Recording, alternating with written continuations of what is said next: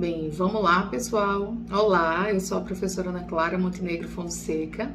Vim hoje, mais uma vez, conversar com vocês sobre um assunto atinente ao nosso conteúdo programático, dando sequência, então, ao nosso conteúdo programático, que é tão relevante quanto os anteriores que a gente viu. Apenas para a gente recapitular aqui a disciplina, né? Onde é que a gente parou. Então, nós vimos até agora a parte introdutória atinente ao direito penal, parte geral. Professor, o que seria essa parte introdutória atinente aí a essa parte geral? Bem, nós vimos conceito de direito penal, nós vimos a ideia do direito penal e a diferença que esse direito penal tem em relação às outras ciências penais. Eu falei para vocês a respeito da criminologia, falei para vocês a respeito da política criminal, expliquei que a nossa disciplina é uma disciplina extremamente dogmática, né? Geralmente a gente vai falar aqui mais da norma, né? Do conjunto de normas e mormente o Código Penal do que outro assunto, tendo em vista que a nossa disciplina, o nosso conteúdo é o dogma em si e não necessariamente, não diretamente, melhor dizendo, estudar causas do crime, né? Programas instituídos para lidar com o crime diretamente, né? Não seria esse o cerne, na verdade, o epicentro da nossa disciplina. Então, depois de ter visto essa parte introdutória, as noções, as classificações do direito penal, as relações que o direito penal tem com outras disciplinas, adentramos nos princípios penais, né? E eu falei prioritariamente para vocês dos princípios restritivos do ius puniendi. Então, a gente viu lá o super princípio da intervenção mínima, fizemos os desdobramentos, estudamos a insignificância, estudamos o princípio da ofensividade, dentre outros. Depois a gente entrou com conteúdo, né, sobre a história do direito penal e vamos ter ainda um complemento através de videoaula ainda a respeito desse tema.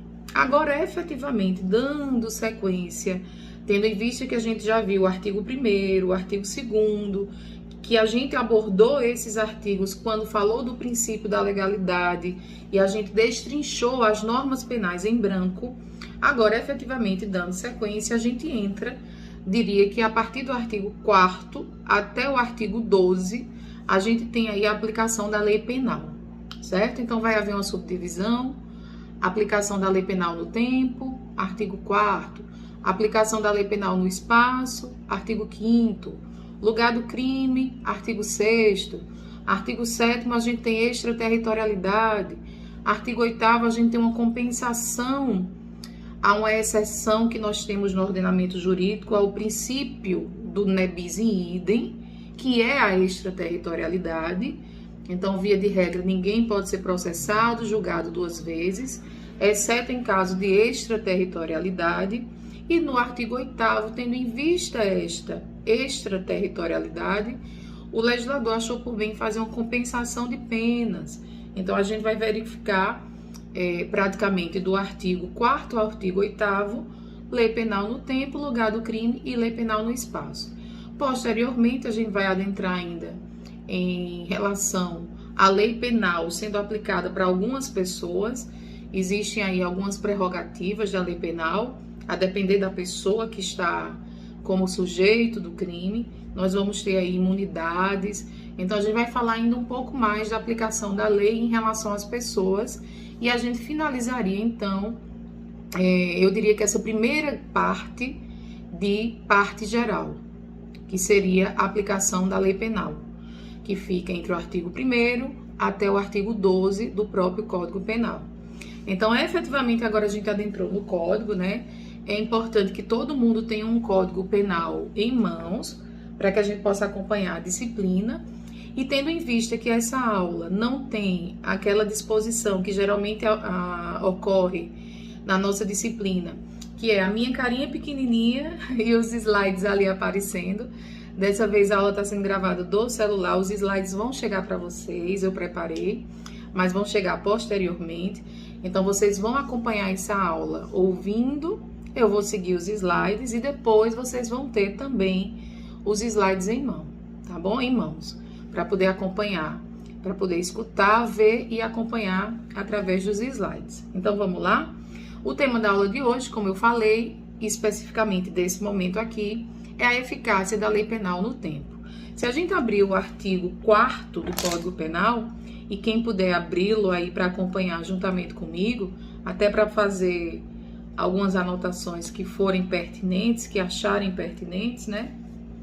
É melhor. Então, abrindo aqui o artigo 4º do nosso Código Penal, a gente tem a seguinte ideia. Tempo do crime. Artigo 4º. Considera-se praticado o crime no momento da ação ou omissão, ainda que outro seja o momento do resultado. Então, quem tiver com lápis grafite aí e quiser anotar no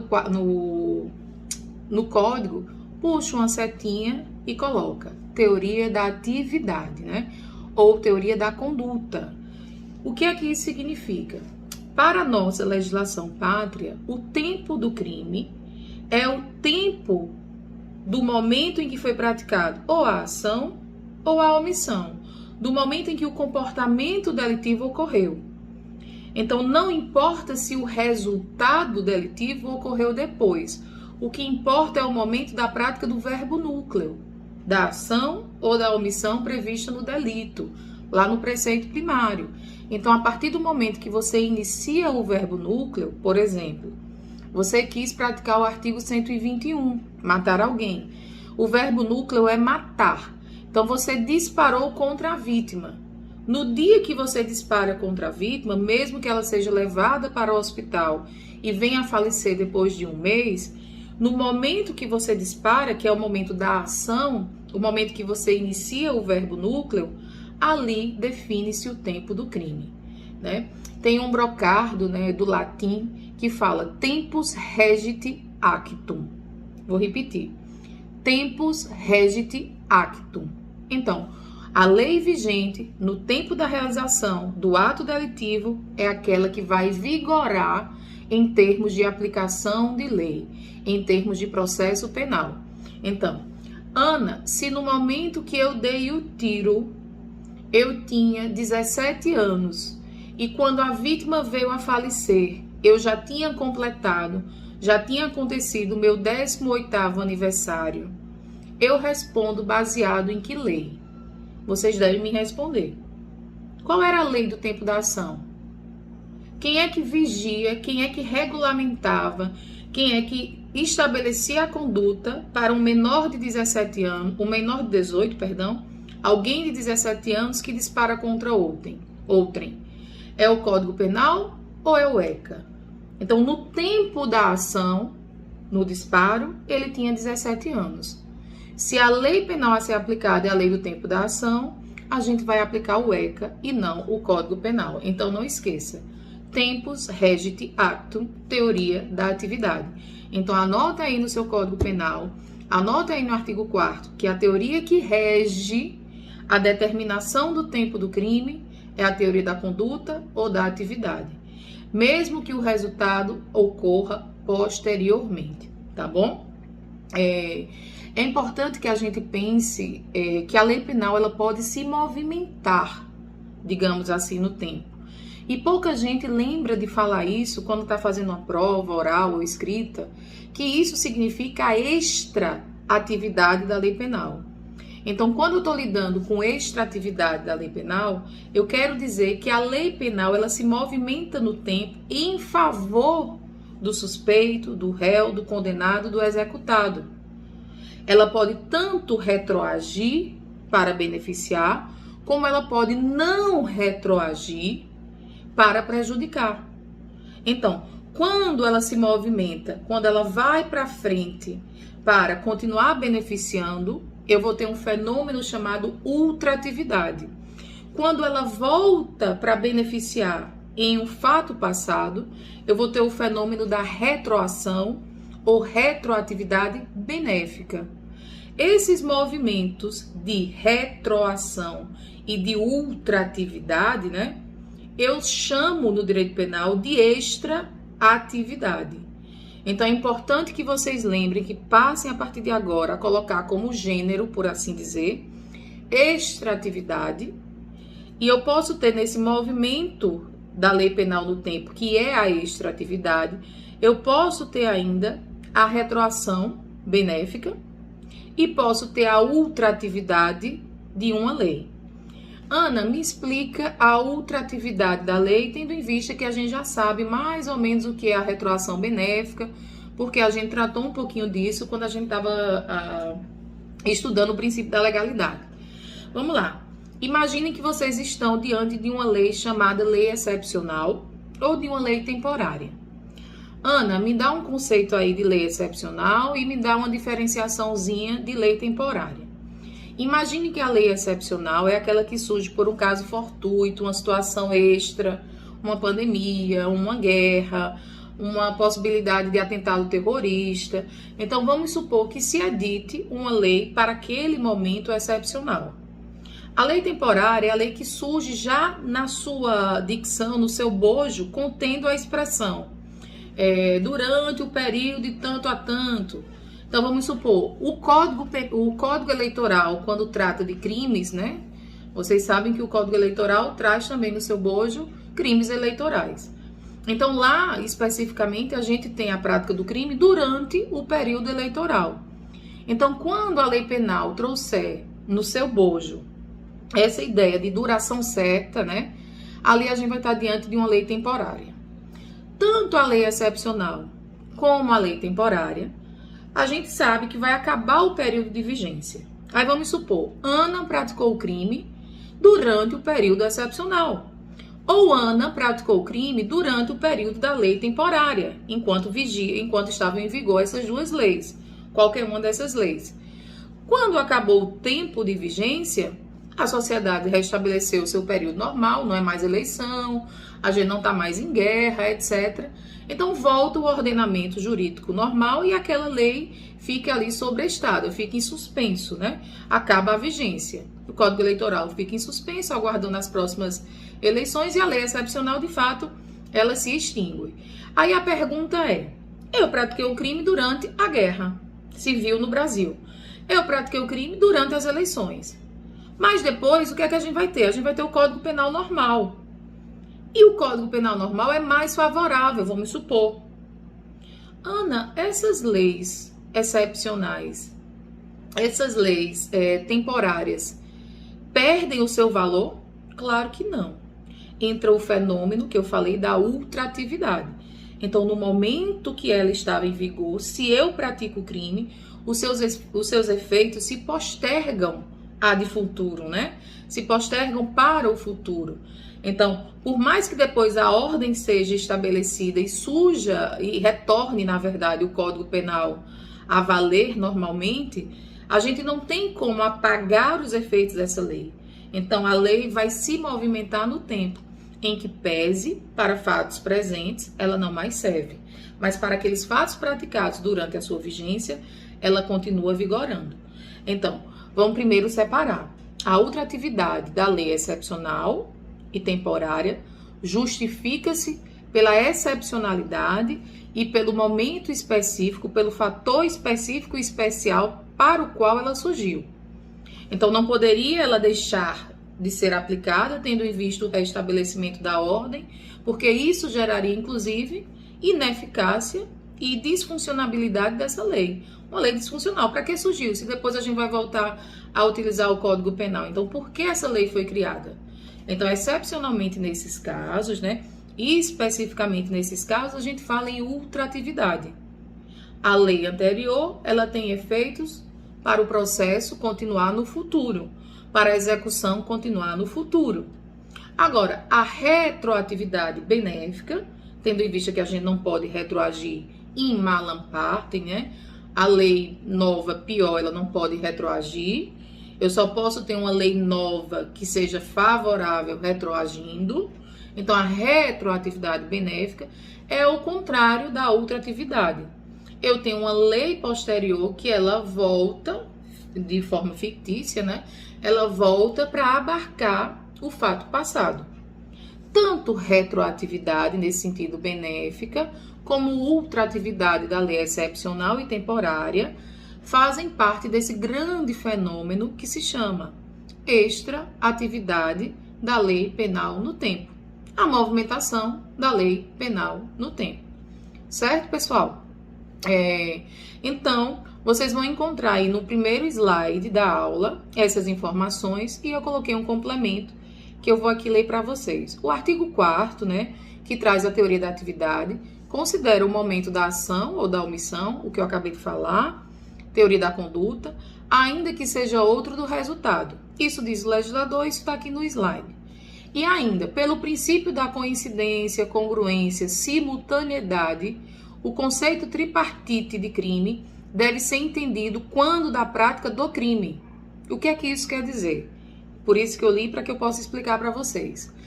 Quando a gente pensa no conceito analítico ou tripartite ou tripartido de crime, a gente olha para o crime conceitualmente enquanto elemento. Então eu vou olhar para os elementos do crime. Eu vou olhar para o que compõe o delito. Isso se trata do conceito analítico, conceito tripartite ou conceito tripartido do crime. Então, o que é o crime, segundo esse conceito analítico, tripartite ou tripartido? O crime é um fato típico, antijurídico e culpável. O crime é um fato típico, antijurídico e culpável. 3 elementos cumulativos e subsequentes. Primeiro, eu analiso se o fato é típico, por exemplo, de modo genérico. Se existe uma norma que estabelece a conduta como típica, estabelecendo o preceito primário, a descrição da conduta, e o preceito secundário, a sanção, matar alguém, pena de 6 a 20 anos, homicídio simples. Digamos que isso seja o fato típico. Eu estou mais especificando aqui a tipicidade formal. Mas tomando o fato típico como tipicidade, existe a tipicidade. É antijurídico? Será que Ana matou alguém e não se valeu de excludentes de ilicitude? Será que Ana matou alguém sem se valer da legítima defesa, do estado de necessidade? Ana matou alguém e não usou nenhuma excludente de ilicitude. Então, o fato é ilícito, é antijurídico. Será que Ana, durante a prática do crime, na ação e na omissão, Ana era maior de 18? Ana era sã, né? Em que pesa as controvérsias, né? Tem sanidade mental. Então, se os 3 elementos desse conceito tripartite de crime fazem parte ali no momento que eu pratico a ação e a omissão, esse princípio da congruência é um espelho dessa teoria da atividade. Então, por isso que eu posso considerar, no momento que alguém pratica ação ou omissão, esse momento como o tempo do crime. Porque naquele momento ali, eu analiso esse conceito tripartite. É a partir desse momento da ação e da omissão que eu verifico se aqueles elementos ali, pelo menos superficialmente, se fazem presentes, tá? Eu não estou falando para vocês que de imediato o julgador ou o delegado vai fazer essa análise. O que eu estou falando para vocês é que depois que o processo está em andamento, esses elementos, né, tipicidade, antijuridicidade, culpabilidade, já deviam estar presentes desde o momento da ação da omissão. Como eu acabei de abrir a aula para vocês, eu falei que alguém deu um tiro em outrem tendo 17 anos. No dia que alguém desferiu o tiro com arma de fogo contra outrem, esse alguém tinha 17 anos. Então, quando o juiz se deparou com a situação, ele viu, não, é um menor de 18 anos. No dia da prática do crime, ele não tinha 18 anos. Então, ele não era imputável. Então, ele não era culpável. Então, não havia o elemento da culpabilidade, que é o último elemento do conceito tripartite de crime, tá? Então, esse conceito congruente e simultâneo dos 3 elementos do crime devem se espelhar, devem ocorrer ali no momento da ação e da omissão. Se assim não é, né? Se assim a gente não tem um fato típico no momento do crime, se a gente não tem ali um imputável no momento do crime, se a gente não tem a juridicidade no tempo do crime, a gente não fala em lei penal a ser aplicado para aquele sujeito que praticou aquela ação e aquela omissão naquela data em específico, certo? Um tema que vai perpassar pela temática grande que seria a aplicação da lei penal no tempo é o tema sucessão de leis penais. Aí vamos entender o que seria sucessão de leis penais, tá? Quando eu falo em sucessão de leis, a gente já enxerga, né, pela minha dicção aqui, que vai haver variedade de leis, pelo menos 2. Então, quando eu estou falando no argumento sucessão de leis, imaginem que vai haver mais de uma lei em relação a determinado fato que vão se suceder. Então, primeiro requisito para que tenha sucessão de leis, variedade de leis, que possam ser aplicadas a determinado fato.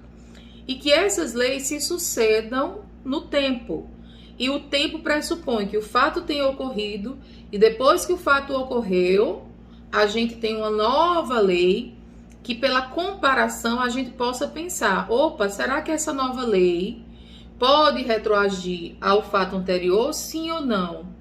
Então, primeiro requisito, variedade de leis. Segundo requisito, que depois do fato concluído, né, do fato ocorrido, a gente tem ali uma nova lei que possa se aplicar àquele fato, pelo menos em tese. Que possa no sentido da gente poder comparar se vai ser aplicado ou não, tá? Então, vamos aos exemplos. Ana praticou um crime de concussão antes do pacote anticrime. A gente tinha uma pena, eu não vou ter a pena do crime anterior aqui, mas era uma pena mais baixa do que a pena de hoje. Vamos só conferir se o meu código aqui ele traz especificamente a pena anterior. Eu acredito que não. Do crime de concussão. Crime de concussão está no artigo 316 do Código Penal, tá? A pena hoje, diante do pacote anticrime, é de 2 a 12. Salvo engano, era de 2 a 8. Depois alguém confere para mim e a gente pode até corrigir. Mas era uma pena menor. Hoje, de 2 a 12. Antes do pacote anticrime, vamos supor, dando um exemplo aqui hipotético, ou então pegando outro crime. A gente tem um crime X que tem uma pena de 2 a 8 e no ano passado, no ano retrasado, surgiu uma lei que para esse mesmo crime instituiu uma pena no lugar de 2 a 8, de 2 a 12. Aí a minha pergunta é, o sujeito praticou o crime durante a vigência, quando a pena era de 2 a 8. Mas durante o seu processo surgiu uma nova lei. E essa lei instituiu a pena de 2 a 12. O que é que a gente faz? Aí a gente tem que lembrar do artigo 5º, no seu inciso 40, da Constituição Federal da República, que traz a irretroação da lei maléfica, ou irretroatividade da lei maléfica, ou o princípio da irretroatividade da lei, como uma consequência, um corolário da legalidade. Eu não posso retroagir, exceto a própria Constituição faz essa ressalva, faz essa vírgula, exceto quando a nova lei é benéfica. Aí o que é que eu montei aqui pra gente na nossa aula? Eu montei 5 hipóteses, né, 5 situações de sucessão de leis no tempo. Então eu vou narrar cada hipótese e vou explicar cada hipótese para vocês, certo? Primeira hipótese. Imaginem que, nesse caso, só para fechar, né? Nesse caso aí, a gente tem que classificar a nova lei. O fato ocorreu, se consumou, eu fui processada. No meu processo, a nova lei tem uma pena mais alta. Essa nova lei é melhor ou pior? Pior. Retroage sim ou não? Não. Aí eu vou explicar o que é que ocorre, qual é o fenômeno. Se fosse o contrário, eu pratiquei o fato, concluiu-se, eu tinha uma lei pior, durante o processo surge uma nova lei atinente a esse fato, com uma lei melhor. O que é que acontece? Outra hipótese, eu tinha um fato que era atípico, tá? E depois se tornou típico. Eu posso ser processada por ele? Eu pratiquei o fato ontem, era atípico. Hoje foi editada uma lei tornando o fato típico. Eu posso ser processada por ele? O contrário, eu tinha um fato típico e uma nova lei aboliu esse fato. O que é que acontece? Por último, eu tenho um fato típico, surgiu uma nova lei, continua sendo típico, mas deslocou para outro artigo. O que é que acontece? Então, de forma geral, essas são as hipóteses. Agora vamos destrinchar cada hipótese. Então, professora, qual é a primeira hipótese? A primeira hipótese é o seguinte: no tempo do crime, você tinha um fato atípico. Primeira hipótese. No tempo que você praticou a ação, era atípica aquela ação. Depois do que você praticou a conduta, surgiu uma lei que tornou típico aquele fato. Ou seja, surgiu uma lei chamada lei incriminadora, né? Qual é o fenômeno que a gente aplica para fato atípico que se torna típico através de uma lei incriminadora? É o princípio da irretroatividade. Se a gente abrir o próprio artigo 1º do Código Penal, a gente não vai ter dificuldade em entender esse fenômeno da irretroatividade, que eu acabei de falar, que está no artigo 5º, inciso 40 da Constituição, e se repete no artigo 1º, e que a gente já tratou, mas só por não deixar aqui em aberto, quando a gente falou da legalidade. Gente, não há crime sem lei anterior que o defina. Se na data do fato minha conduta era atípica, se posteriormente se torna típica, essa lei que se tornou típica, lei incriminadora posterior, não retroage para tornar típico o meu fato. Então vamos imaginar aqui um crime recente. Quando vocês forem estudar provavelmente comigo em Penal 4, os crimes contra a dignidade sexual, a gente vai ter lá um crime novo, um crime recente, que antes a gente não tinha como crime. A gente tinha algumas situações semelhantes a esse crime, mas que eram uma contravenção penal. A gente vai ter a chamada importunação sexual, tá? Que é um crime recente, e que antes a gente tinha uma contravenção penal que era importunação ofensiva ao pudor. Então, só para a gente detalhar aqui, eu quero só ver se eu consigo ler o artigo 215A, só para a gente exemplificar aqui e não perder o senso prático, né? Importunação sexual, artigo 215A. Praticar contra alguém e sem a sua anuência ato libidinoso com o objetivo de satisfazer a lascívia própria ou de terceiro. Pena de 1 a 5 anos. Vou repetir. Praticar contra alguém e sem a sua anuência, sem o seu consentimento, ato libidinoso com o objetivo de satisfazer a lascívia própria. Pena de reclusão de 1 a 5 anos se o fato não constitui crime mais grave. Esse é um crime que a doutrina vai dizer que é um crime de subsidiariedade expressa. Ele é um soldado de reserva. Ele só vai existir quando outro crime mais grave não existir. Então, se ocorrer violência, se ocorrer grave ameaça, a gente já vai ter um estupro, e não esse aqui. Mas, a priori, não é importante que vocês entendam necessariamente a diferença de estupro para isso aqui. O que eu quero que vocês entendam é o seguinte. Antes da gente ter esse artigo 215A, né, e só por ter o A, a gente já vê que é um crime novo, né? Pelo menos depois da edição do Código, né? Todos os crimes antigos, velhos da edição do Código Penal não tem letrinha. Então, quando vem uma letrinha, são edições mais recentes, né? Ou pelo menos posteriormente à edição do Código. A gente tinha lá no decreto, lá na Lei de Contravenção Penal, no artigo 61, a gente tinha a importunação ofensiva ao pudor.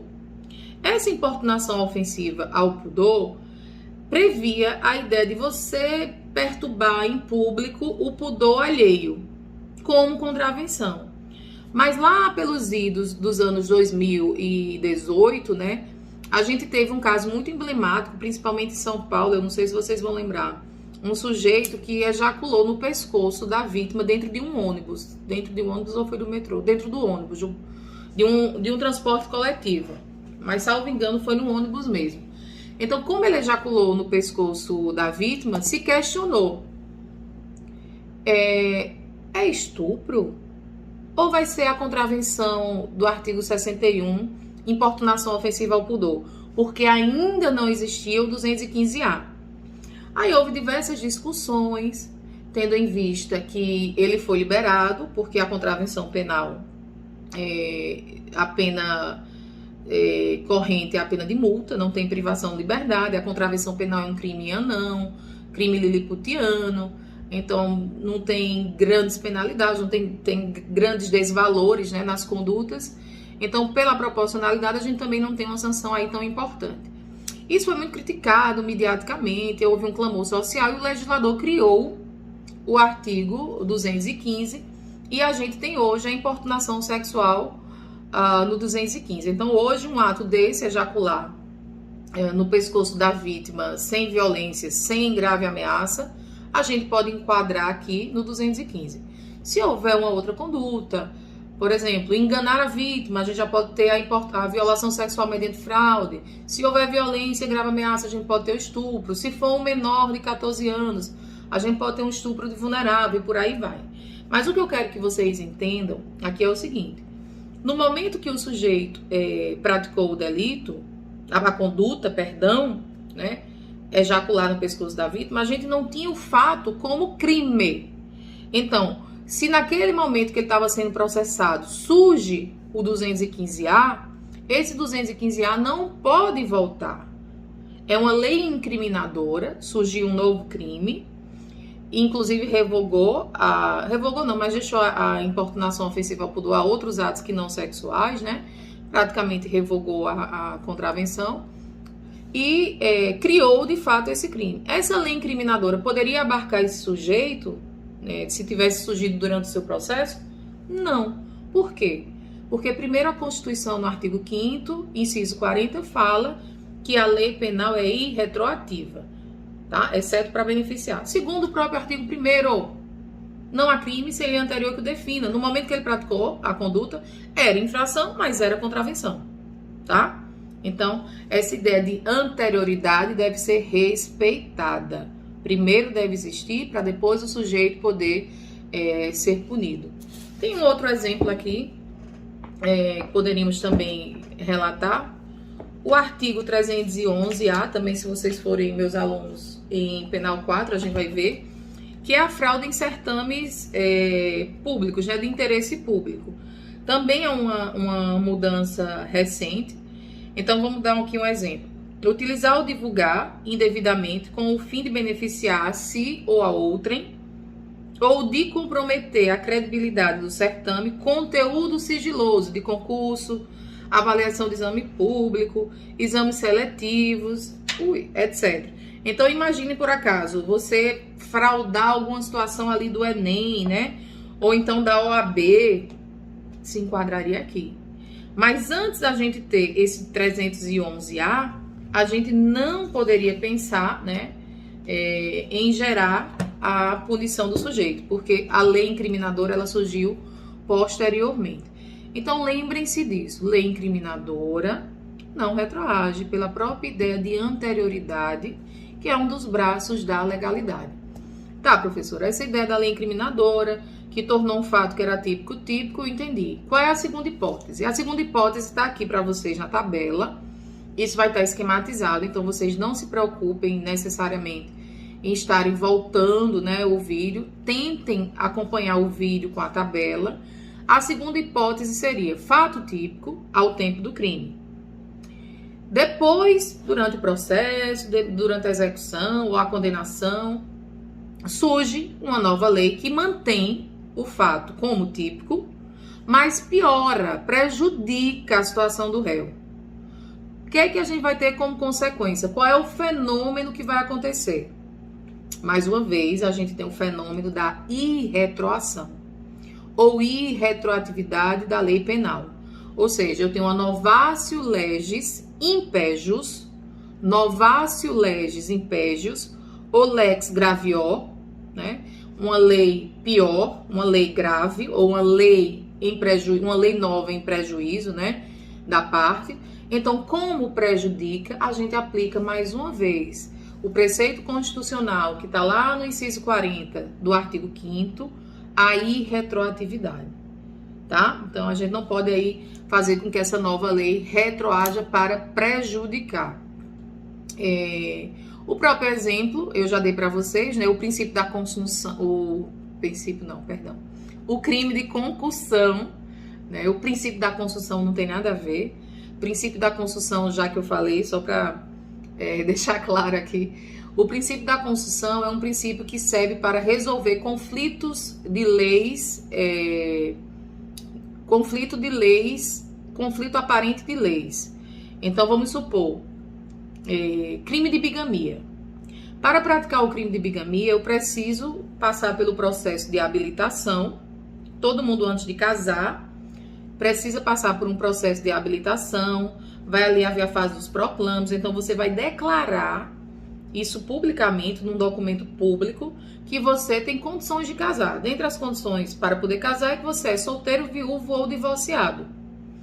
No entanto, eu declaro que sou solteira, viúva ou divorciada e não sou. Vamos supor que eu seja já casada e estou declarando falsamente que sou solteira. Declarar falsamente que é solteira em documento público é falsidade ideológica. Está lá no artigo 299 do Código Penal. É um crime contra a fé pública. Aí eu declarei, disse lá para o oficial do cartório que eu era solteira, tal. E ainda levei testemunhas que participaram do crime e também declararam que eu era solteira. Depois eu peguei aquele documento, passou-se o processo de habilitação, passei por ele e realizei a cerimônia do casamento. Me casei e consegui o registro civil, tendo em vista a falsificação anterior. Aí a minha pergunta é, eu respondo por quantos crimes? Pelo crime da falsidade ideológica, mais a bigamia? Ou eu respondo só pela bigamia porque a falsidade ideológica foi crime meio para o meu crime fim de bigamia? Aí o princípio da consunção ou absorção diz que o crime fim consome, absorve o crime meio, quando ele foi praticado tão somente para a realização do crime fim. Abri um parênteses porque errei o termo aqui e usei o termo consunção, né, que é um princípio. Mas agora voltando para o exemplo da aula. O crime de concussão, que eu falei para vocês, está lá no artigo 316, que de forma genérica seria exigir do funcionário público, o funcionário público exigir uma vantagem para a prática de um ato, né? Só para a gente ler aqui corretamente o que diz o artigo. Artigo 316 do Código Penal, acompanhe aí comigo. Exigir para si ou para outro, indireto ou indiretamente, ainda que fora da função ou antes de assumir a função, o funcionário público, né, a vantagem indevida. Então, é uma extorsão especial. Então, por exemplo, eu posso praticar extorsão em relação a vocês. Eu sou funcionária pública. Eu posso dizer que, olha, Cicrano, eu só te aprovo, eu vou te dar 10 de média se tu me deres 5 mil reais. Eu não posso fazer isso. Eu tenho que fazer uma avaliação e na avaliação eu tenho que ser muito honesta com a correção da prova e o meu salário é o que eu recebo. Independente de ser pouco ou não, eu tenho que me conformar com isso. Eu não posso exigir mais nada para agir conforme aquilo que eu devo agir. Então isso seria compulsão, né? Só para a gente entender a ideia do crime. Como eu falei para vocês, antes a pena era de 2 a 8 e agora com o pacote anticrime, né, que a gente teve aí várias mudanças, dentre elas no crime de concussão, a pena foi de 12 a 8. Eita, é uma lei nova que prejudica. É uma lei mais grave, é uma novatio legis impégios. É uma lex gravior, né, do latim, novatio legis impégio, lex gravior. E agora retroage? Claro que não. A gente já explicou. A gente não pode ter a retroação maléfica. A retroação maléfica, a gente não pode ter a ideia de retroatividade que prejudique o réu. Então, essa lei, ela é irretroativa. Ela segue a regra geral da irretroatividade da lei penal. Não esqueçam que a regra mesmo é a lei penal não retroagir, tá? Pelo princípio da legalidade. Por quê? Porque a lei tem que ser anterior, tem que ser do momento do crime, né? Então, ela não pode retroagir. Agora, excepcionalmente, ela vai retroagir quando ela trouxer algum benefício. Aí vamos para a terceira hipótese. O fato era típico à época do crime, mas depois, durante o processo ou durante a execução ali do crime, houve uma revogação. E essa revogação, ela foi total. Como assim revogação total? Ela foi formal e material, do fato no todo. Então, o que é que aconteceu? Houve supressão da figura infracional. Houve supressão do crime, da contravenção. Quando eu falo em revogação formal, eu estou falando revogação do artigo. Quando eu falo em revogação formal e material, eu não só retirei o artigo da lei, do código, mas eu tirei o conteúdo normativo do ordenamento jurídico penal. Então, em nenhuma outra lei, aquele conteúdo normativo vai ser deslocado para ser típico. Então, de fato, houve abolício criminis. E o que trata E do que trata esse fenômeno da abolício crimes? Nós já vimos, mas eu vou só, para a gente deixar bem pontuado aqui para vocês, se vocês abrirem o artigo 2º do Código Penal, a gente vai ter ali no parágrafo do artigo 2º uma menção à ideia de abolício crimes. Eu vou ler o artigo todo para a gente detalhar a ideia de abolição do crime, tá? Lei Penal no Tempo, artigo 2º. Ninguém pode ser punido por fato que lei posterior deixa de considerar crime. Surgiu uma nova lei abolindo o fato que anteriormente era típico. Cessando em virtude dessa lei, dessa nova lei que aboliu, a execução e os efeitos penais da sentença condenatória. Gente, isso é muito importante. Parágrafo único. A lei posterior, que de qualquer modo favorecer o agente, aplica-se aos fatos anteriores, ainda que decididos por sentença condenatória transitada em julgado.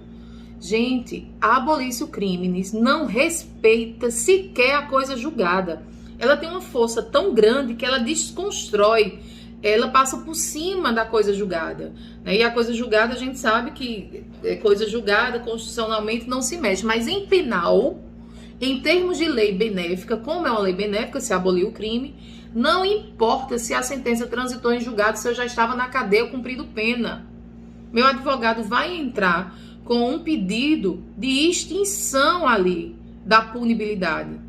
E essa ideia de extinção da punibilidade, que é a natureza jurídica da abolição do crime, vem prevista expressamente no artigo 107 desse mesmo código.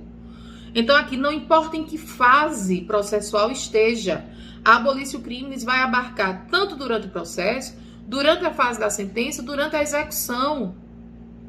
Então, se a gente imaginar aqui o crime de adultério, que estava lá no 240, era um crime contra o casamento, um crime contra a família, mas dentre os braços da família, no aspecto casamento. Então, o direito penal, em 2005, aboliu o crime de adultério. E aboliu por quê? Professora, porque é costume trair, Virou costume. Não, aboliu exatamente espelhando a ideia do princípio que a gente viu da intervenção mínima, mas de modo negativo, da não intervenção do direito penal. Então, tendo em vista que a sociedade tem outros meios para lidar com traições entre cônjuges, lidar com situações problemáticas no matrimônio, como é o direito de família, o direito civil, o direito penal não deve intervir nessas relações através de um instrumento mais gravoso, que é a pena privativa de liberdade. Então, espelhando a forma de intervenção mínima num viés negativo, de não intervenção, o legislador, em 2005, gerou a abolição do crime. Então, quem praticou, ou quem pratica, ou quem praticará adultério, não responde mais por crime. E sim, pode ter aí consequências cíveis, mas não penais, tá? Vocês poderiam me perguntar assim, Ana, o próprio artigo diz, execução, cessa a execução e cessam os efeitos. Quem já tinha uma sentença condenatória pelo crime de adultério, como é que fica essa situação, Porque a gente sabe, ou se vocês não sabem, vão saber em teoria da pena, a sentença condenatória gera efeitos. E esses efeitos nem sempre são bons. Porque, por exemplo, se você pratica um crime, se você é condenado pelo crime, e após a condenação desse crime, você pratica um novo crime, no julgamento desse novo crime, se o crime anterior transitou em julgado, quando o juiz for julgar o seu segundo crime, você é considerado reincidente.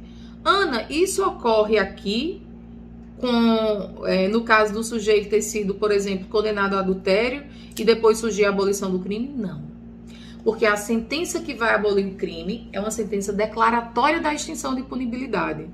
Então, ela também cessa os efeitos ali. Então, não vai gerar reincidência. Então, o seu advogado vai na entrada, vai haver ali uma sentença declaratória de extinção da punibilidade e o Estado não pode considerar você reincidente por aquele crime que foi abolido, tá? Outra situação, o fato era típico, continuou típico, mas melhorou. Ficou fácil, né, de entender. Ou seja, a nova lei, ela vem para favorecer a situação do réu. Então, ela é uma novatio legis in melius, né? A novatio legis in melius é uma lei melhor, uma lei nova melhor, que, é claro, entra na exceção da ideia de retroagir. Retroage somente quando é benéfica, e é o caso aqui. Então, quando a gente está diante de uma lex meteor ou uma novatio legis in melius, a gente tem a exceção, que é a retroação da lei benéfica, tá? Outra situação, a gente tinha o fato típico ao tempo do crime, depois a gente tem uma revogação parcial daquele fato. Como assim parcial, Ana? Vocês também, se forem, mais uma vez, meus alunos em penal 4, né? Se eu continuar em penal 4, a gente vai ver os crimes contra a dignidade sexual. Eu não vou nem abrir aqui, eu vou explicar aqui genericamente para vocês. O que é que a gente tinha antes da lei 12.015 de 2009? A gente tinha dos crimes contra os costumes. Então, imagine aí que a gente tinha de um lado o crime de estupro e do outro o crime de atentado violento ao pudor. Artigo 215, artigo 214, tá? Em 2009, em 7 de agosto de 2009, entrou em vigor uma lei, a lei 12.015, que fez com que o 214 não mais existisse. O legislador revogou parcialmente o 214. Ele revogou, na verdade, formalmente o 214. Ele tirou o artigo, tirou a vigência do artigo.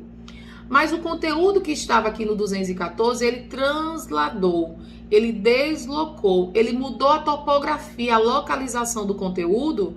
O que estava no atentado violento ao pudor foi para o estupro. E o estupro, que era conjunção carnal com violência, né?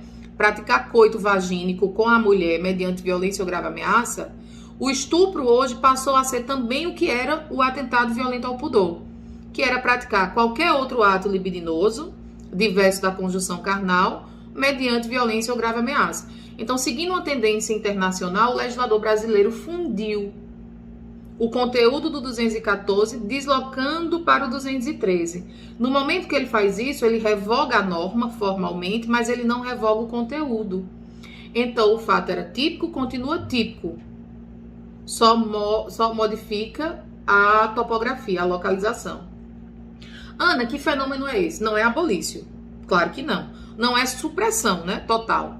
Então, é o fenômeno do princípio da continuidade normativo típica. Esse fenômeno, princípio da continuidade normativo típica, pode trazer benefícios e pode não trazer benefícios. Aí vai depender do caso. Ana, nesse caso em específico aqui, já que a gente está abordando o estupro e o atentado violento ao pudor, beneficiou ou prejudicou? Olha, nesse momento aqui, se o sujeito, João, tivesse praticado um estupro contra Maria e na mesma situação fática ele tivesse praticado um atentado violento ao pudor, quero dizer, João praticou um coito vagínico e João praticou também um coito anal, antes da lei de 2009, da lei 12.015 de 2009. João foi processado por estupro contra Maria e João foi processado pelo 214, atentado violento ao pudor, contra Maria, certo? 2 crimes. Surgiu a lei, ele praticou em 2008, em 2009 surgiu a lei. Ele já tinha sido condenado pelos 2 crimes, teve ali concurso material, juntou as sentenças, juntou as penas, então não foi legal para ele. Concurso material é quando você pratica mais de uma ação, gera mais de um resultado, e você vai ter uma pena para cada crime, depois elas vão ser somadas, tá? De modo genérico, isso é o que se chama, isso é o que se entende por concurso material de delito, vocês vão ver mais à frente. A priori, vocês devem entender o seguinte, naquele momento que ele praticou o crime, seriam 2 delitos. Como a lei fundiu as condutas em um delito só, eu mesma advoguei muito nessa época, né? Eu advogava nessa época, e a gente entrou com muito recurso pedindo revisão de pena, porque o legislador tornou o crime único. Como o crime é único, O juiz deve aplicar somente uma vez a sentença condenatória e, claro, ele vai levar em consideração a quantidade de atos praticados, coito vagínico, coito anal, um coito axilar, para aumentar a pena, mas ele não vai aplicar 2 vezes a pena, como era o caso antes, que ele aplicava uma pena para o estupro e uma pena para o atentado violento ao pudor. Então, nesse momento que a lei surgiu, o escritório que eu trabalhava, a gente entrou com vários recursos nesse sentido para revisão de pena e tentar aí diminuir um pouco a pena desses infratores, tendo em vista que a lei garante que essa lei penal benéfica seja retroativa, né, e abarque esses casos. Então, nesse caso aqui, excepcionalmente, a gente teve uma fusão que terminou melhorando a situação aí do condenado, tá bom? Bem, para a gente finalizar essa primeira lição aqui, que seria de lei penal no tempo, eu trouxe aqui para vocês 2 classificações de crimes que são importantes, para que a gente recorde aqui e a gente pense como esses crimes ficam diante da aplicação da lei penal no tempo, tá? Primeira classificação, vamos entender o que é o crime permanente. E segunda classificação, vamos entender o que são os crimes habituais. Bom, crimes permanentes são aqueles... Essa classificação, em primeiro lugar, diz respeito à consumação. Então, eu tenho crimes instantâneos, tenho crimes instantâneos de efeitos permanentes e tenho crimes permanentes. Professora, me dê um crime instantâneo. Um crime instantâneo pode ser uma lesão, desde que essa lesão não seja permanente. Me dê um exemplo de um crime instantâneo de efeitos permanentes. O homicídio consumado. Você matou, mas o morto não vai retornar. Pelo menos desconheço eu, e se vocês conhecerem, não me apresentem ninguém que volte, que eu prefiro ficar acreditando que morre e não volta, tá? Então, o homicídio seria um crime aí de consumação instantânea com efeitos permanentes. E um crime permanente, né, de consumação aí permanente. Primeiro, conceitue, professora. Um crime permanente é aquele que a consumação ela vai se prolongar, ela se protrai no tempo, tá? Então, vamos supor, um crime de cárcere privado. Vocês lembram da... Não, vocês eram muito jovens. Existia um caso bem emblemático que saiu na mídia, Lindenberg e Eloá. Eles eram namorados, aí terminaram o namoro, e Lindenberg manteve Eloá em cárcere privado. Então, a partir do momento do primeiro dia que Lindenberg tranca Eloá em casa, o crime começa a se consumar. Mas ele não para, ele vai até o último dia do cativeiro. Então, vamos supor, ele sequestrou Eloá no dia 1º e liberou no dia 10. Isso aqui é um exemplo, já virou hipotético, não é o exemplo que de fato ocorreu, tá?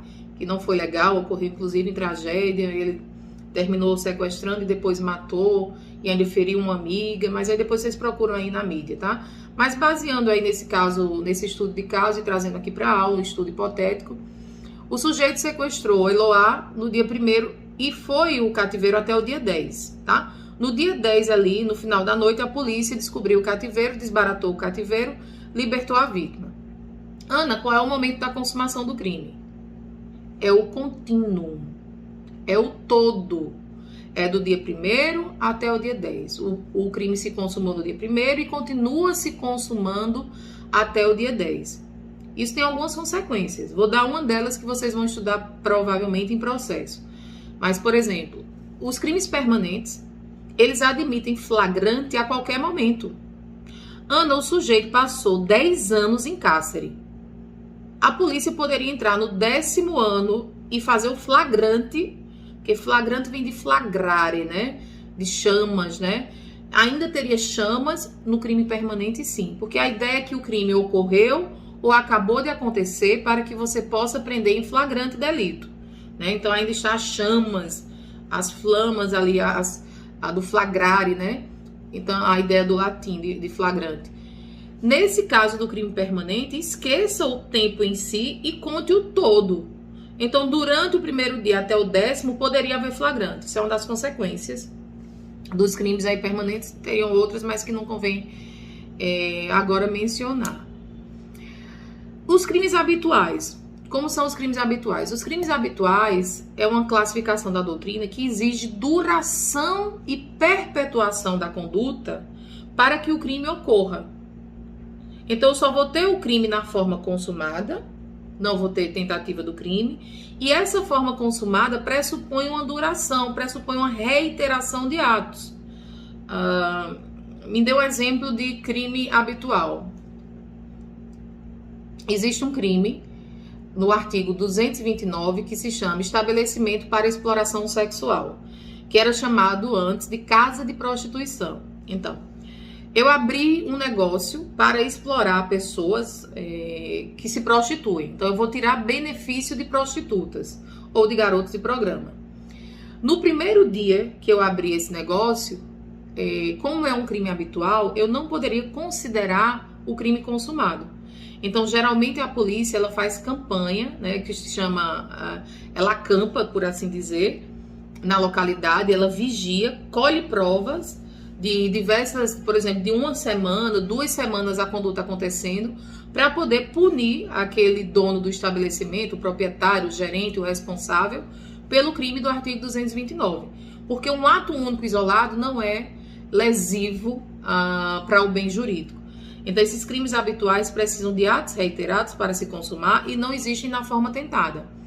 O crime permanente, ele se consuma do primeiro até o último, porque a consumação ela se protrai no tempo. No que é que o crime permanente, o que é que o crime habitual tem a ver com essa ideia do tempo do crime? Aí vocês têm que lembrar, eu não vou ter aqui a súmula em si, mas eu vou explicar. Vocês vão ter que dar uma lida na súmula 711 do STF, que diz o seguinte, em outros termos, tá? A última lei que surgir até antes que cesse a permanência vai ser a lei aplicada para o crime. Eu vou repetir. Isso não é expressamento que está na súmula, mas isso é o entendimento da súmula, tá? Em outras palavras, a súmula diz, até que cesse o período da permanência, a última lei que surgir naquele período ali é a lei do tempo do crime. Então, é a lei que vai ser aplicada, mesmo que ela seja mais grave. Vamos entender, ó. No dia 1º, Lindenberg sequestrou Eloá. Existia uma lei para o cárcere. O cárcere está no artigo 148. Isso é um exemplo hipotético. Vamos supor que a pena, não é essa, mas vamos supor que a pena fosse de 2 a 4 anos. No 9º dia, antes de cessar a permanência, surgiu a Lei B, que trouxe a pena de 2 a 4, né? De 4 a 8. Então, a Lei A era de 2 a 4, a Lei B era de 2 a 8. Durante o período de permanência. No 1º e no 9º dia surgiu a lei. Ela ainda estava sequestrada. O crime ainda estava se consumando. O crime ainda não tinha acabado. Então, a súmula 711 vai dizer exatamente que até que acabe a permanência do crime permanente, a última lei, mesmo que seja mais grave, é a lei do tempo do crime. Aí você poderia dizer assim, Ana, mas isso não fere os princípios que resolvem a sucessão de leis, não? Quais são os princípios? Irretroação, retroação. Irretroação, retroação. Não. Porque eu falei para vocês que a gente tem que ter como requisito para a sucessão de leis, eu vou usar esses princípios, retroação e retroação, quando eu tenho um fato concluído e depois do fato concluído surge uma nova lei. Aí eu posso comparar. Quando a gente não tem o fato concluído, como é o caso do crime permanente, eu não falo em comparação de lei pior, lei melhor. Eu tenho que ver a lei do tempo do crime. E o tempo do crime é o todo. Então, até o último dia, a ação e a omissão, ou a omissão, ainda está acontecendo. Então, vai ser a última lei que surgir até que a permanência cesse. Isso é o teor da súmula 711. Se aplica a mesma ideia aos crimes habituais Então, se no primeiro dia que o sujeito estava mantendo a casa de prostituição, entre aspas, a casa de prostituição, havia uma lei benéfica melhor, e na última semana que a polícia estava lá investigando, surgiu uma nova lei, mas a casa de prostituição, o estabelecimento destinado à exploração sexual, ainda estava em vigor, né? O crime habitual ainda estava ocorrendo. Nos crimes habituais, no crime permanente, até que acabe o crime, eu aplico a última lei. Agora vocês poderiam me perguntar, Ana, beleza, o policial, o promotor processou Lindenberg, e durante o processo de Lindenberg surgiu a lei C. Então vejam, no primeiro dia de sequestro do cárcere eu tive uma lei, no 9º dia, ainda no sequestro, eu tive a lei B, é a lei B que vai ser aplicada. Mas depois que o sequestro acabou, surge a lei C.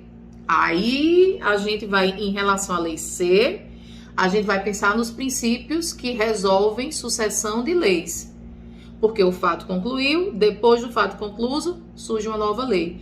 Aí a gente vai fazer a comparação, retroage ou não retroage. Se não cessou o fato, o que se aplica é o artigo 4º, é a lei do tempo do crime. E a lei do tempo do crime é a lei do período da permanência até que cesse a permanência, tá? Esse é o teor da súmula 711. Se surge a lei C depois do fato concluso, aí a gente vai usar os princípios que resolvem a sucessão. A lei C é melhor ou pior?